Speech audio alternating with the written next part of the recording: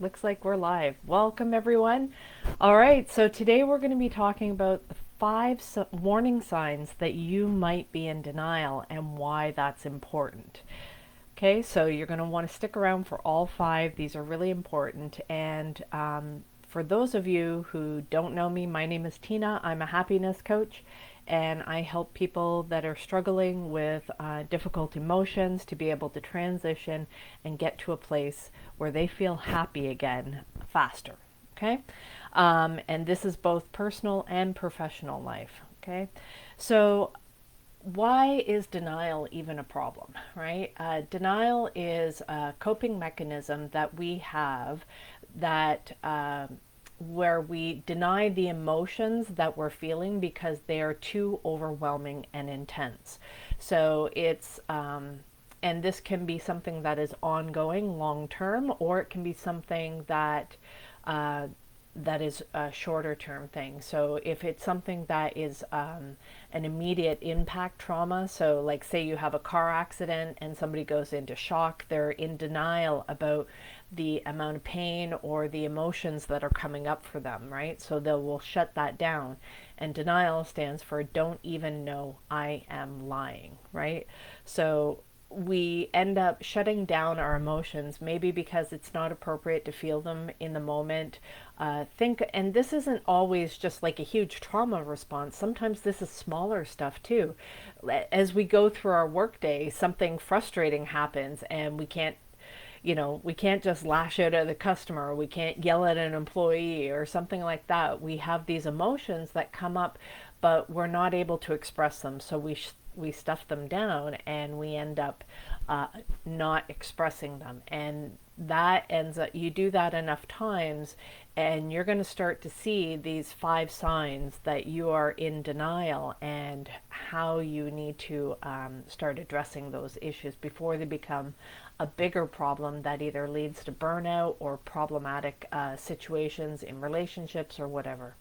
Okay, so the first one is you find that you're exhausted, you're tired, and the burden of denial is real heaviness, right? It just feels like you're carrying the weight of the world on your shoulders, that you just don't seem to have enough energy, that you're always tired, and you're just always feeling like you're behind on things. That would be one sign. So if you're in that space, at the end we'll talk about what it is that you can do and how you can start to address those things. First of all, is it that you aren't getting enough sleep, but maybe you are getting enough sleep, but you're still feeling tired?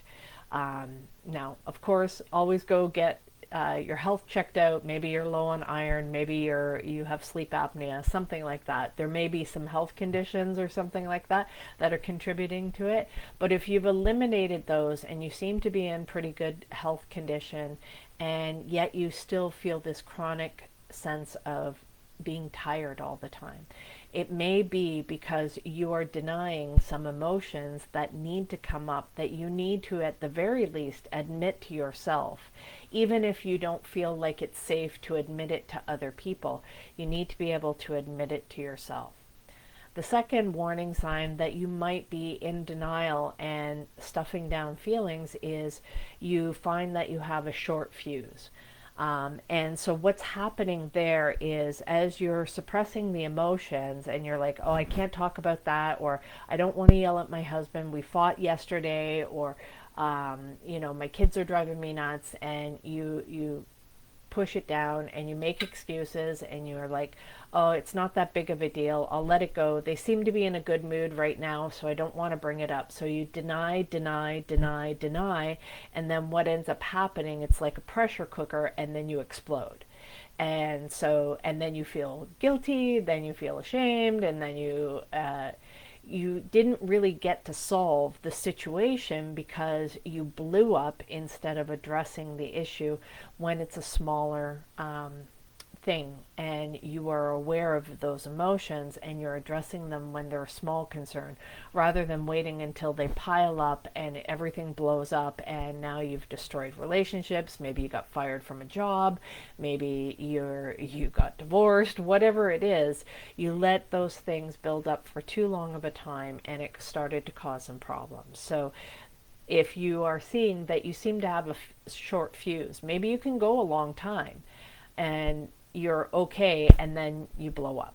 So that is a good sign that somewhere along the line you're in denial about the emotions that you're feeling and you're not properly giving enough space to express them and for those emotions to be heard, dealt with, and resolved.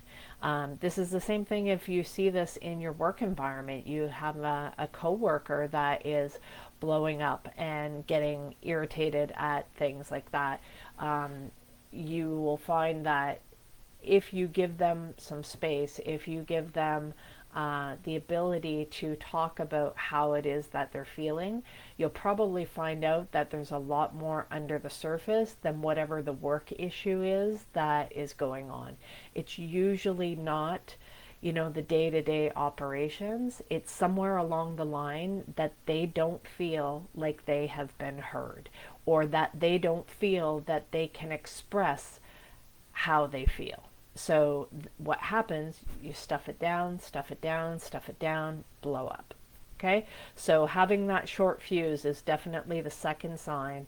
And it's also part of like when you go through the grieving process. Denial is the first one, you're in that shock, and then the second thing is anger. But what'll happen is if you don't have the proper tools to deal with that anger when it comes up, and you don't have a way to deal with it in a healthy way, then you'll stuff it back down, you'll go back into denial, and the cycle will start all over again. Third sign that you might be in denial. You're always busy,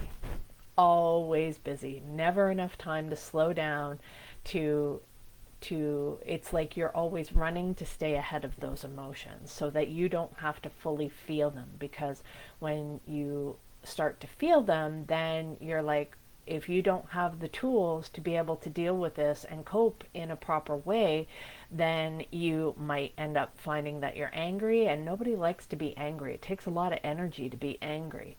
And the only reason that you might like feeling that angry feeling is because it makes you feel more powerful. And it's really a cover for feeling fear, because the only time that we really get angry is when we are being threatened. So it makes sense of why that would make you feel more powerful, right? So always being busy, always having something on the go.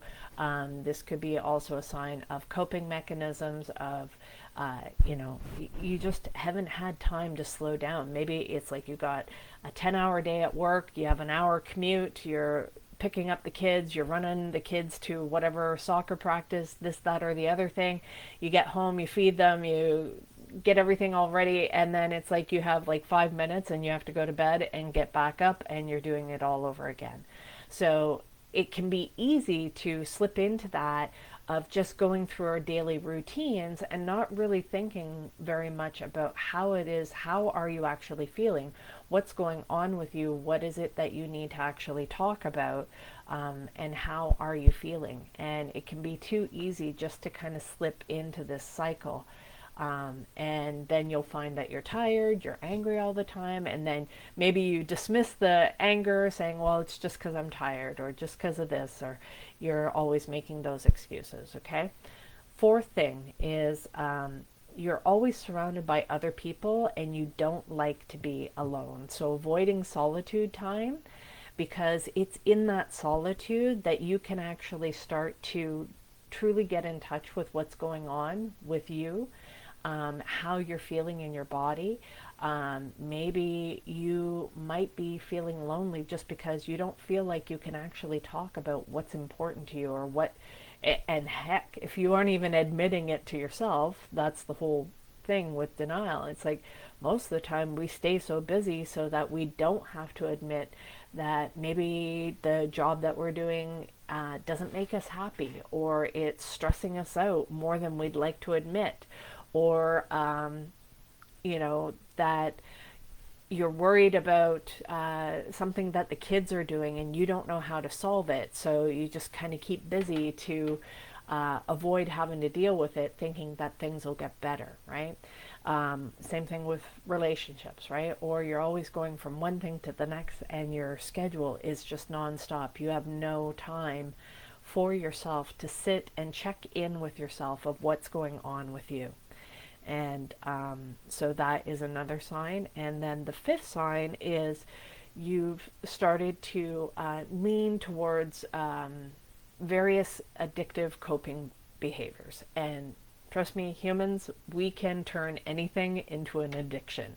If it's a good thing, if it's a bad thing, it doesn't matter. We'll find a way to turn something into an addiction. And what makes it an addiction is that originally it started out as maybe you took a drink to take the edge off, right? And that seemed to work, right? Or maybe it was food, or maybe it was gambling, maybe it was playing video games, maybe it's work, right?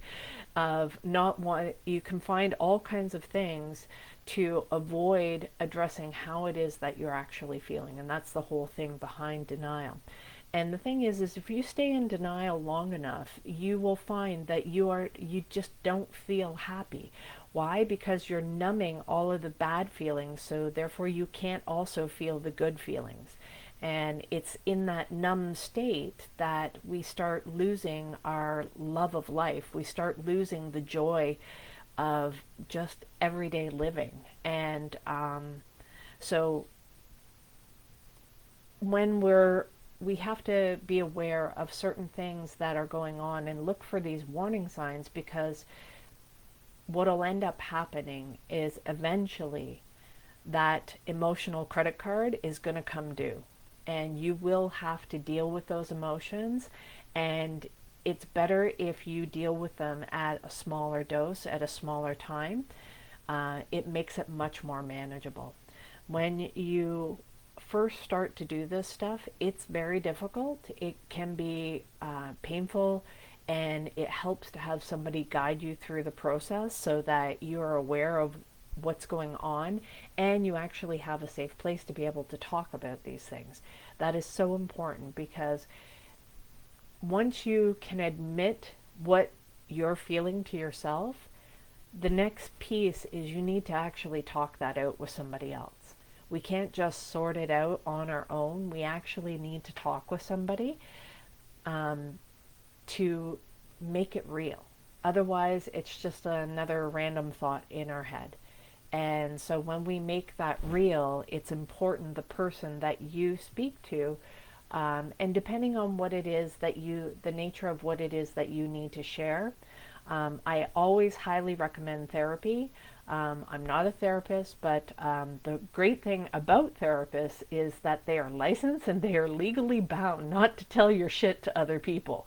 So that is the danger of trying to open up to friends or family, that sometimes that confidentiality is not kept, and or you can't fully open up about the truth of what you're feeling, because at some point you start to worry about what it is that they think, and is that, oh, that might upset them if I said what I actually feel, then